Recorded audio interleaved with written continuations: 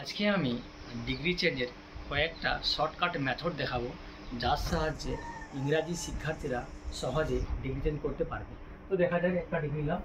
Mount Everest is the highest peak in the world. Mount Everest হলো এই বিশ্বের সবচেয়ে উচ্চতম পর্বত শৃঙ্গ। এটা আছে সুপারলেটিভ ফর্মে, হচ্ছে পজিটিভ। তো প্রথমে কী করবো, দা থাকলে পজিটিভ শুরু হবে নো আদার দিয়ে। No other peak in the world, no other peak, এইখানে দাটা উঠে হবে নো আদার, তারপরে পিক ইন দ্য ওয়ার্ল্ড, শেষ অংশ নিলাম।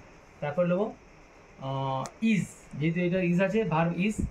অ্যাজ হায়ার, হায়ারের পজিটিভ হয় high, as high as Mount Everest.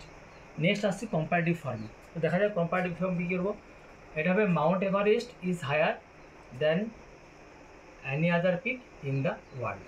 তো লেখা যাক, মাউন্ট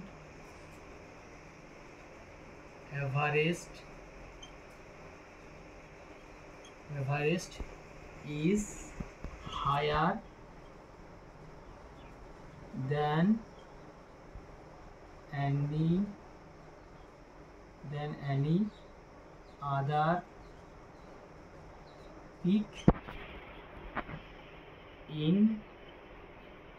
the world। কি বললাম, কম্পারেটিভে Mount Everest is higher than any other peak in the world.